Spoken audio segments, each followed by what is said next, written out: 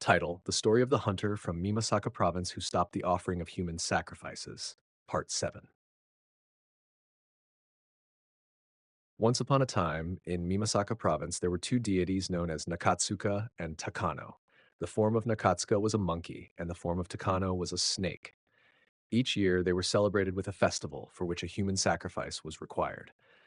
The sacrifice was always a young maiden from the local people who had not yet married. This practice had been maintained without fail from ancient times up to the present. In that province, there was a 16 or 17-year-old girl of exceptional purity and beauty. Her parents loved her dearly and were heartbroken at the thought of her being chosen as a sacrifice. However, this girl was selected as the offering. She was raised and fed for a year until the next festival, when she was presented as the sacrifice. The girl's parents grieved endlessly, but there was no escape from their fate, and as the days passed, their anguish grew as they anticipated the final separation. Meanwhile, a person from the east came to that province due to some circumstances. This person, known as Inuyama, kept numerous dogs and made a living by hunting boar and deer with them. He was known for his fierce nature and was not easily frightened. While he stayed in the province, he learned of the cruel practice of human sacrifice.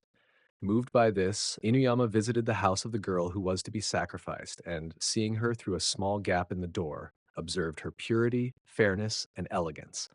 She lay weeping with a look of sorrow, and Inuyama was deeply touched by her plight. He approached the girl's parents and said, "There is nothing more precious than a person's life, and nothing more valuable than a child. To see a daughter sacrificed before my eyes would be the most sorrowful thing. If there is a way to help, I would rather die in her place. I would be willing to die in the service of someone with enmity, but to see her sacrificed is unbearable. Even gods and spirits fear for their own lives, but I would sacrifice myself for this child." The parents, though unsure, were deeply moved. They asked Inuyama how he could be of assistance, to which he replied, "Simply prepare a ceremony for me and have me replaced without informing anyone, and then let me perform my duties." The parents agreed, and after the ceremony, Inuyama lived with the girl as his wife. He selected two of his best trained dogs and, instructing them to attack any monkeys they encountered, prepared for the final confrontation.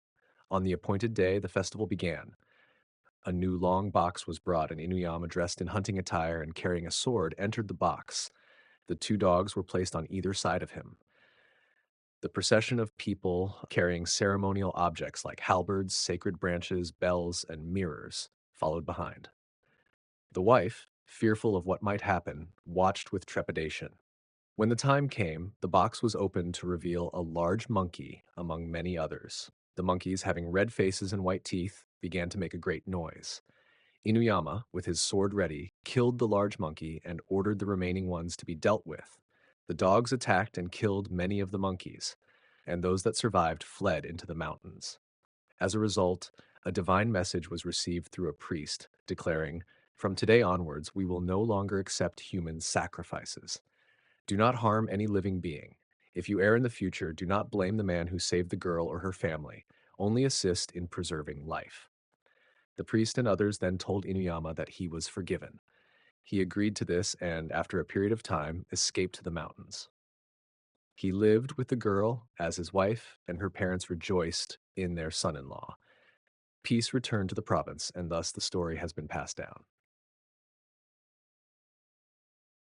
Tales of the Hida Country: The Story of the Monkey God and the Human Sacrifice, Chapter 8.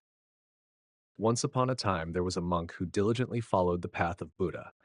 One day, as he was traveling through the Hida province, he became lost in a deep mountain area. Unable to find his way out, he walked along a path covered with fallen leaves, only to reach a large, high waterfall that resembled a curtain hanging down. Not knowing how to return or proceed, he was filled with fear and began to pray, "May Buddha help me." Just then, he heard footsteps behind him and saw a man wearing a conical hat carrying some goods. The monk was relieved and thought, "At last, someone is here." He approached the man and asked, "Where did you come from? How should I go from here?" The man, however, did not answer and instead walked towards the waterfall, dancing into it and disappearing. The monk thought, This must be a demon rather than a human, and grew even more fearful. He resolved, if I am to be devoured by demons, it is better to throw myself into this waterfall and die rather than suffer.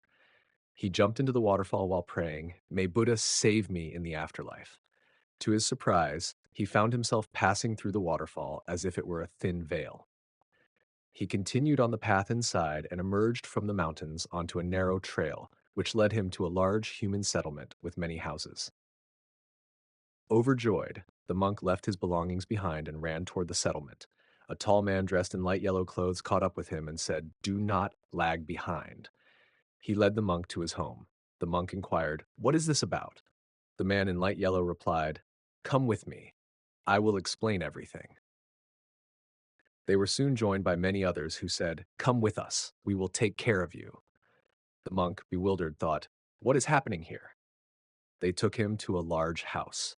An elderly man came out from the house and asked, "What is going on here?" The man in light yellow explained, "This monk has come from Japan, and we are to provide him with everything he needs." The elderly man responded, "This is not how it should be. We should honor him as he deserves," and dismissed the others. The monk was taken to the man in light yellow's house and given a place to stay. He was told that he must live according to the customs of this place and was provided with abundant food.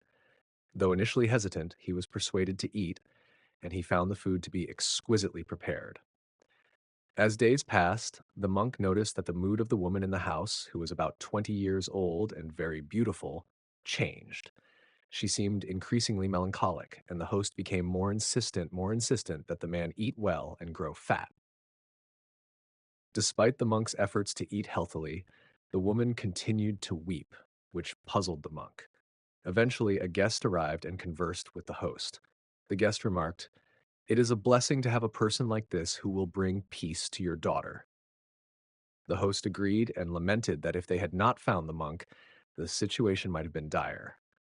The host then sent out food for the guest and expressed gratitude. On the day of the sacrificial ritual, the monk was bathed, dressed, and prepared meticulously. As he waited, he saw the host growing anxious. The monk was taken to a large treasure house in the mountains, surrounded by sacred barriers and placed before a multitude of people and offerings. The monk lay down on a sacrificial altar within the treasure house, while the people around him prepared for the ritual.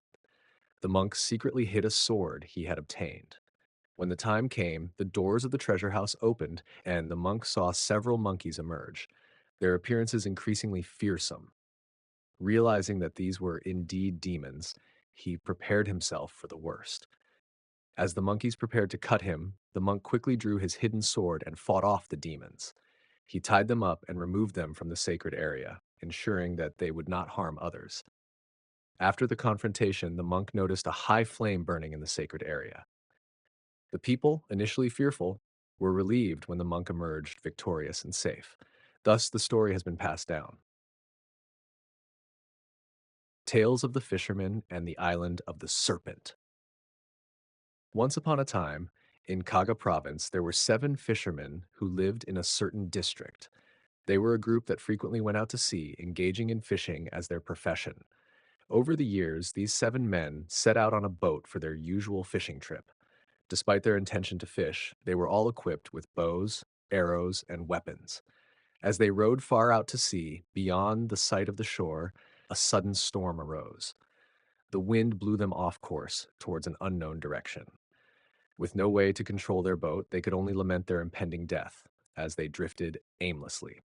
Eventually, they spotted a large distant island and decided to steer their boat towards it, hoping to find refuge and save their lives. Upon arriving at the island, they were relieved to see it was inhabited. A man who looked to be about 20 years old, dressed in clean clothes, approached them. The fishermen, overjoyed to find a human settlement, were greeted by this man who asked, "Did you know I was waiting for you?" The fisherman replied, "No. We had set out for fishing, but were driven off course by a fierce wind. We spotted this island and came here hoping to find safety." The man then explained, "It was I who sent the wind to guide you here." Hearing this, the fishermen were astonished and thought, "This man must be extraordinary." The man continued, "Tomorrow, a great battle will take place. I have been fighting with the ruler of another island who wishes to conquer this one. He will come with a strong army, and I need your help to defend the island. Please assist me. The fisherman asked, how many ships and soldiers will his forces have? If it is beyond our capability, we may not be able to help. The man, hearing their concerns, reassured them. The enemy will not have human troops, but will be a serpent. The serpent's forces are not human, and we will see what happens tomorrow. For now, rest well and prepare. That night, the fishermen built a shelter, sharpened their arrows, and prepared their bows. As dawn approached, they saw strange, ominous sights from the sea. Large fires appeared, and the sea became tumultuous. The strange sight of a huge serpent with fiery eyes emerged from the sea, causing great fear among them. The serpent and a huge creature from the sea, which seemed like a monstrous snake, clashed in a fierce battle. The fishermen, following the man's instructions, climbed the rocks, aimed their arrows at the serpent, and fought bravely. After a long and bloody battle, they managed to kill the serpent by shooting arrows and using their swords. The man, injured but relieved, thanked the fishermen for their help. He explained that he could now securely govern the island, which had fertile lands and was abundant with resources. He offered to help them return to their home. The fishermen, grateful for their survival and the help they received, agreed to his offer. They sailed back to their homeland, and the island they had defended became known as Cat Island. The inhabitants of the island visited Kaga province once a year to honor the shrine of Kumada, the guardian deity. To this day, the island remains a prosperous place, though it is seldom visited by outsiders. Thus, the story has been passed down. The tale of the brother and sister who settled on the island. Once upon a time, in the Hanada district of Tosa province, there lived a certain man and woman. They were not from the same village, but had moved to another village to cultivate rice paddies. They had sown seeds in their own village and tended them until they grew. When the seedlings were ready to be transplanted, they loaded them onto a boat along with all the necessary tools, including farming equipment like hoes, sickles, and axes, and set out to the new land with their two children, a boy about 14 or 15 years old and a girl around 12 or 13. The parents, planning to hire workers to help with the planting, left the children on the boat and went ashore.